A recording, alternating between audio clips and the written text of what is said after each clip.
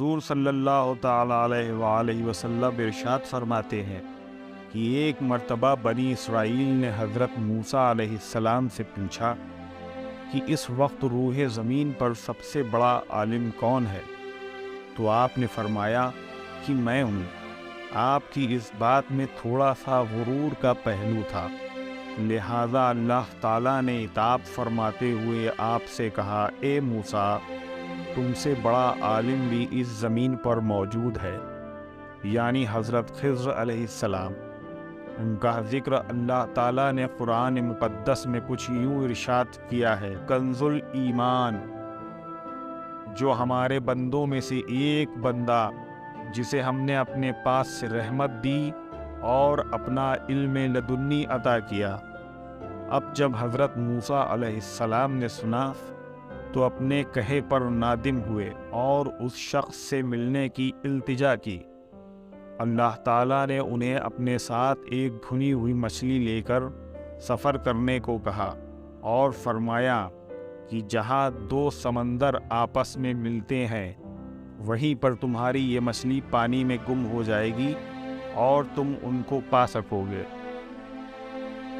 حضرت موسیٰ علیہ السلام نے حضرت یوشع بن نون علیہ السلام کے ساتھ ایک مچھلی کو لے کر دو سمندر کے ملنے کی جگہ ڈھونڈنے نکل پڑے۔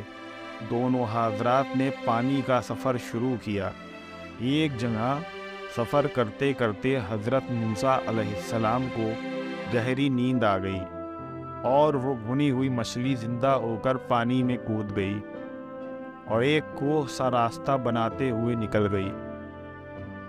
حضرت یوشع علیہ السلام نے حضرت موسیٰ علیہ السلام کو یہ نہ بتایا اور سفر جاری رکھا۔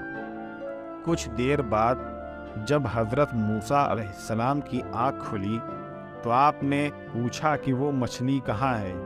تب حضرت یوشع علیہ السلام نے ان کو ساری بات بتائی۔ تب دونوں حضرات واپس لوٹے اور دیکھا کہ وہاں پر پانی ٹھہرا ہوا ہے اور اس میں ایک محراب کی طرح کا راستہ بنا ہوا ہے۔ دونوں اسی راستے پر چل دیے۔ کچھ دور آگے بڑھے تو ایک چٹان کے قریب ایک شخص چادر اوڑھے لیٹا ہوا تھا۔ یہی حضرت خضر علیہ السلام تھے۔ دونوں حضرات ان کے پاس پہنچے اور سلام کیا۔ جواب بھی ملا سلام کا۔ تب حضرت موسیٰ علیہ السلام نے انہیں اپنے آنے کا مقصد بتایا کہ انہیں بھی کچھ علم حاصل کرنا ہے، لہٰذا انہیں اپنے ساتھ رکھیں۔ مگر حضرت خضر علیہ السلام نے منع کیا کہ تم ہمارے ساتھ ہرگز نہ رہ سکو گے، کیونکہ تم ہمارے کام پر صبر نہ کر سکو گے۔ حضرت موسیٰ علیہ السلام فرماتے ہیں، میں بے شک صبر کروں گا۔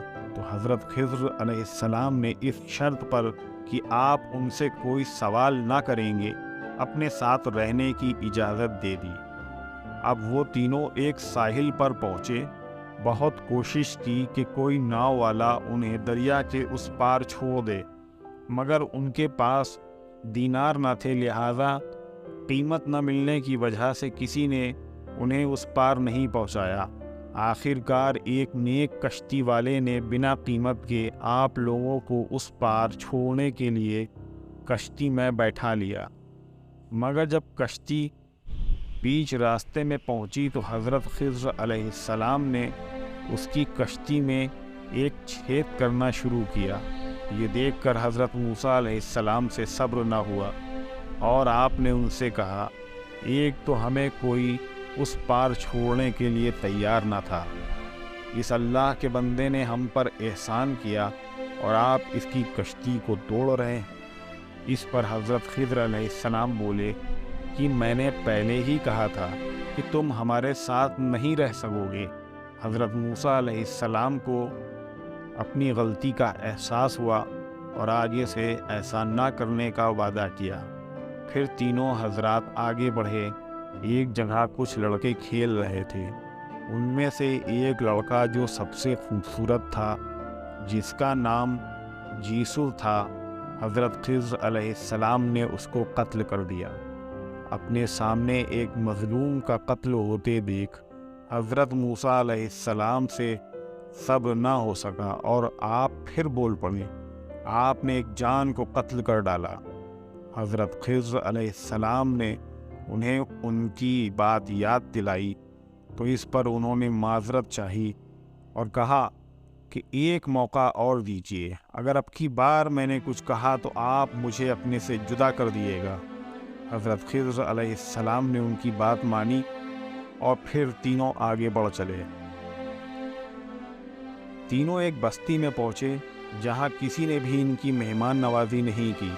دن بھر بھوکے پیاسے پورے گاؤں میں چکر کاٹتے رہے، تھک ہار کر شام کو بستی سے چلنے لگے۔ جب گاؤں کے باہر پہنچے تو حضرت خضر علیہ السلام نے دیکھا کہ ایک دیوار ہے جو ٹیڑھی ہو کر گرنے والی ہے۔ آپ فوراً وہاں پہنچے، پوری محنت سے دیوار کی مرمت کی، اس کو سیدھا کیا اور کوئی اجرت بھی نہیں لی۔ اس پر حضرت موسیٰ علیہ السلام پھر بولے کہ جس بستی والوں نے ہمارے لیے کچھ نہیں کیا، ہم کو پانی تک نہ پوچھا، آپ نے یوں ہی بغیر اجرت کے ان کی دیوار صحیح کی، کم سے کم اجرت تو لے لیتے۔ حضرت خضر علیہ السلام فرماتے ہیں کہ تمہارا اجر پورا ہو چکا، اب تم ہمارے ساتھ نہیں رہ سکتے، مگر جاتے جاتے ان تینوں کے باطنی حالات بھی سنتے جاؤ۔ پہلی وہ جو کشتی میں نے توڑی، وہاں کا بادشاہ بہت ظالم ہے، سبھی کشتی والوں کی نئی کشتیاں چھین کر اپنے خزانے میں جمع کر لیتا ہے۔ اگر میں اس غریب کی کشتی نہ توڑتا، اس کی کشتی میں چھید نہ کرتا، تو وہ ظالم بادشاہ اس کی کشتی بھی چھین لیتا اور اس پر رزق کی قلت آ جاتی۔ لہذا جو احسان اس نے ہم پر کیا بغیر اجرت کے دریا کو پار کرانے کا، اسی احسان کا بدلہ تھا یہ۔ کشتی تو وہ پھر سے درست کر لے گا۔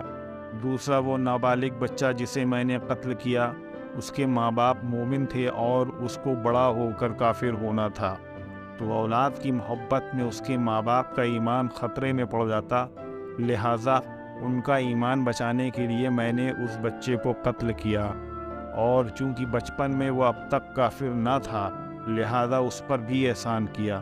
اور تیسری یہ دیوار جو میں نے درست کی، یہ گھر 2 یتیم بچوں کا ہے۔ اس دیوار کے نیچے ان بچوں کے باپ نے، جو کہ ایک نیک آدمی تھا، ان کے لیے کچھ مال و دولت چھوڑی ہے۔ اگر یہ دیوار گر جاتی، وہ خزانہ کھل جاتا اور بستی والے سب لوٹ کر لے جاتے۔ اب جب بچے بڑے ہو جائیں گے اور اپنا گھر مرمت کرائیں گے تو ان کو ان کا خزانہ مل جائے گا۔ اس پر حضرت موسیٰ علیہ السلام وہاں سے لوٹ آئے۔